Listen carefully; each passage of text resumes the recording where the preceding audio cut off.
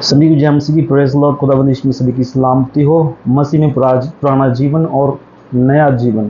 तो दोस्तों, हमारे पुराने जीवन में कितना फ़र्क है और नए जीवन में कितना फ़र्क है और कौन सी बातें हैं जो हमें हमारे जीवन से निकालनी है और परमेश्वर के अनुरूप हमें चलना चाहिए। चलिए हम पढ़ते हैं कुलुस्सियों उसका 3 अध्याय उसकी पहले आयत में क्या लिखा है कि पुराना जीवन और नया जीवन। इसलिए अपने उन अंगों को मार डालो जो पृथ्वी पर है। किन अंगों को मारना है? जो हम पृथ्वी पर रह रहे हैं, कौन से वो अंग है जो परमेश्वर के काम के खिलाफ है, हमारे शरीर के खिलाफ है, हमारे शरीर को पवित्र होने नहीं देते, हमारी आत्मा को पवित्र होने नहीं देता।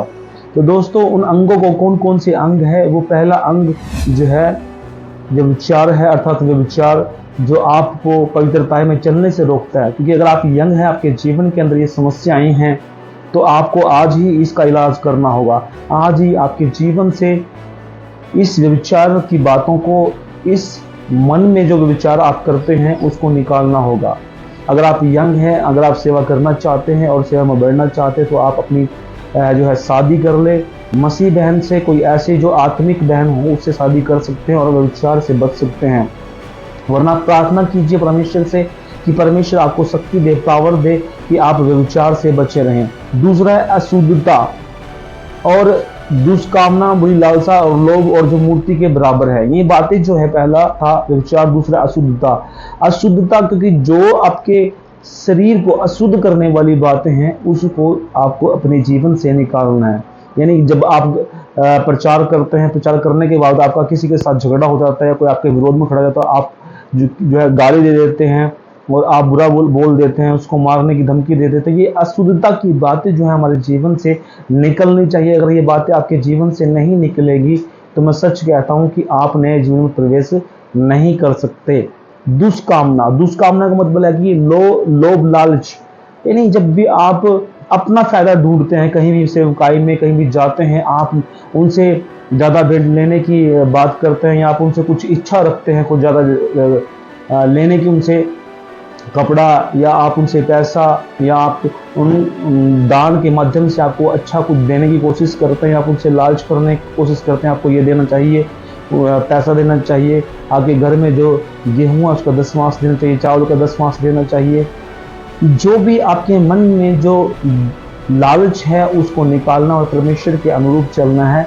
नए मनुष्य में तब आप पैदा जो है कि नए मनुष्य में, नए जीवन में आप तब प्रवेश कर सकते हैं जब इन बातों को आपके जीवन से निकालेंगे। आप अपने जीवन से ये बातें निकालेंगे, तब आप जो है एक अच्छे जीवन में प्रवेश कर सकते हैं। और मूर्ति पूजा यानी बुरी लालसा और लोभ जो मूर्ति पूजा के बराबर है। बुरी लालसा, तो दोस्तों लालसा करना भी तो जो है मूर्ति पूजा के बराबर है और लोभ भी जो है मूर्ति पूजा के बराबर है। कई बार हम ऐसा करते हैं कि जो लोग हमें दान देते हैं, हम उनसे और चाहना करते हैं कि हम अपना घर बना ले, गाड़ी ले लें, ये सब कुछ ले लें। मैं मानता हूँ परमेश्वर, अगर कोई परमेश्वर का दास कार्य करता है, सेवकाई में है, अगर वो उसका घर बार जो है उसकी सेवकाई से चलता, खाना पीना सब कुछ उसी से चलता है, लेकिन उससे बढ़कर अगर वो लालच करे तो दोस्तों वो मूर्ति पूजा के बराबर है और वो पाप है।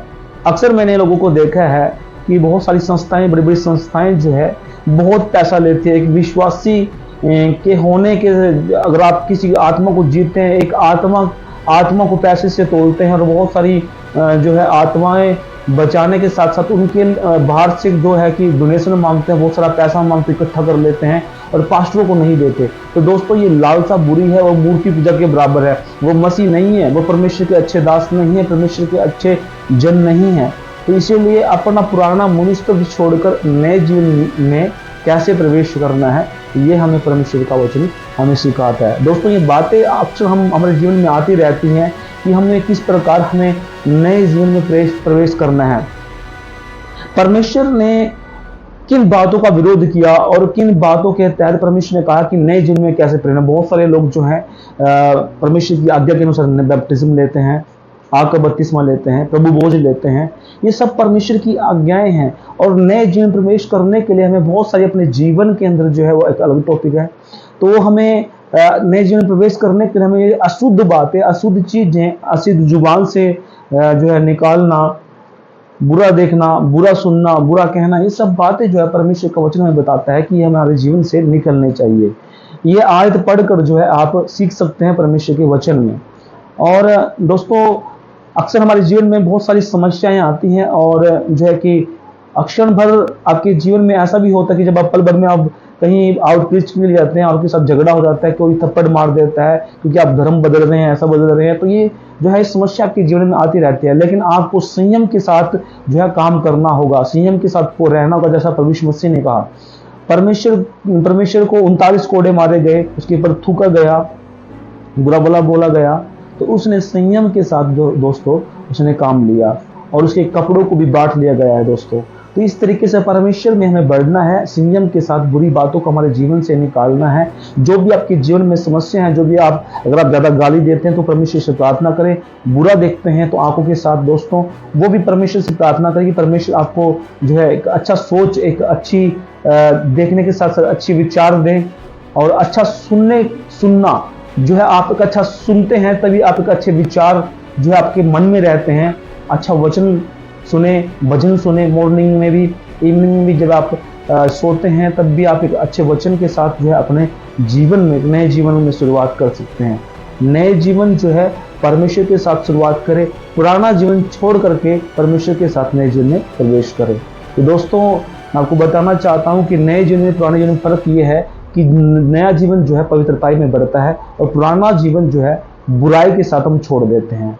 तो इसीलिए इस वचन को अगर आपको समझ में आया तो आप और लोगों को शेयर करें और परमेश्वर में आशीषित हो। मैं आशा करता हूँ कि आप लोग आशीषित हो इस वचन के द्वारा।